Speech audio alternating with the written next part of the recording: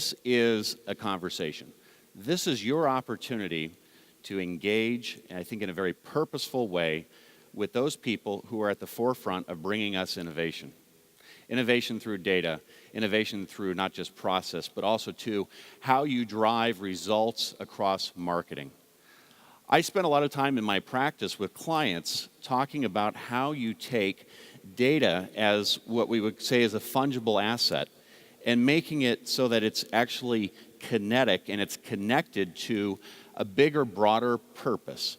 And I think if you look back since last year, there's 3 overarching themes that have happened since 2016. The first thing is that data is becoming truly an asset. How many people would agree that in the last year, the stories, the headlines being curated and written are more data-driven in their context? By just show of hands, how many people would say that? I mean, just thinking around what you're reading and what you're watching. Why is that?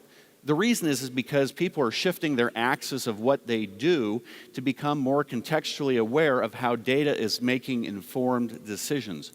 We're finally having an informed world that is now, whether it's a consumer buying a good or it's someone that's looking at a brand. I mean, how many people heard of the United debacle a week and a half ago?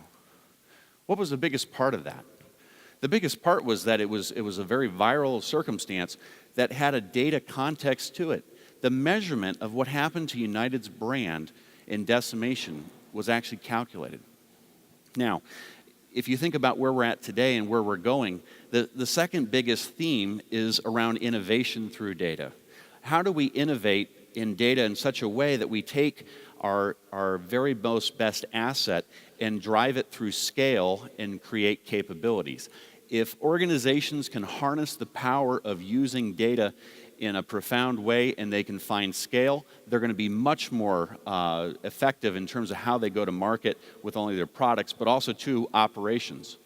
I see a number of organizations around the globe. A lot of my clients are telecom and technology companies that have actually shifted their focus in 2017 to be, how do we take the experiments we did last year and bring those to life at scale?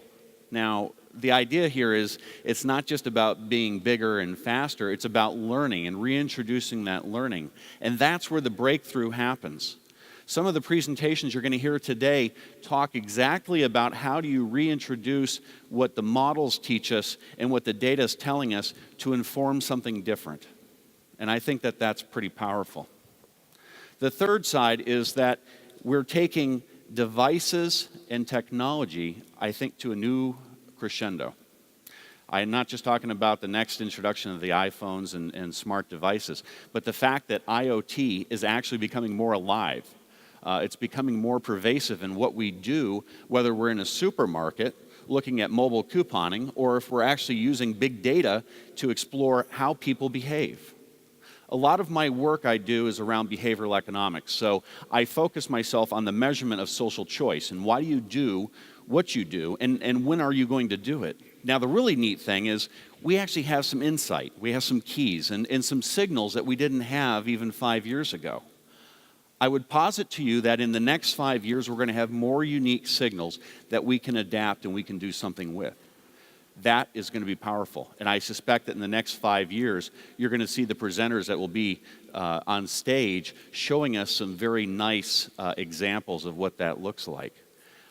But when I stop and I think about what marketing and data measurement looks like today compared to even 10 years ago, we've come so far, we've made so many advances, and it's because of the people you're going to see today that you're going to listen to that this is a story being told differently. And again, it's a story being told through data.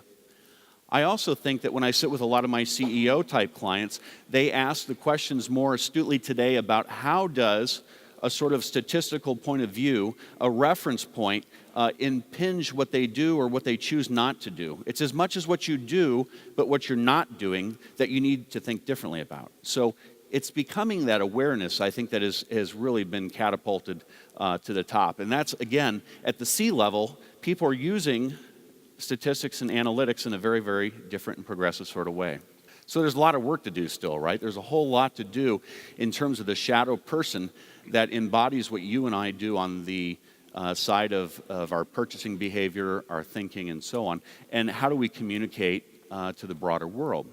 So this is actually one of the areas I think that we're going to hear some things today. How do you get better attribution analysis? How do you do it? I mean, if you're thinking about the old way of approaching attribution, what is it going to be today that we can do differently?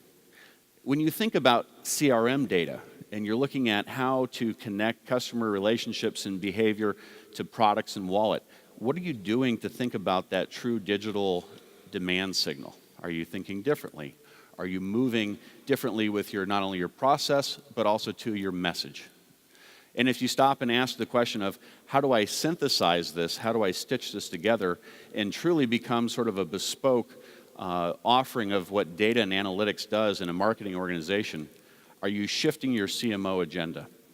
Are you taking it 2 steps forward, or are you taking 2 steps backward? Now, a lot of what we're going to focus on here the next couple days is to not only inform you, but to get you to ask good questions.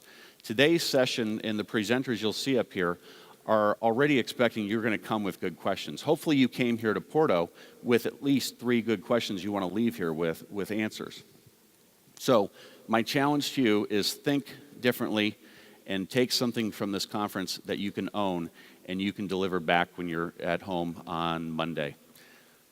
With that, we have the privilege of a live jury with us today, and the live jury's job is to review these presentations against 3 different areas. We've got attribution, content marketing, and CRM. We also have the fact that we're integrating social media, mobile, programmatic themes, and general context of marketing data measurement. But the presenters you're going to see today largely focus on the 3 categories on the left.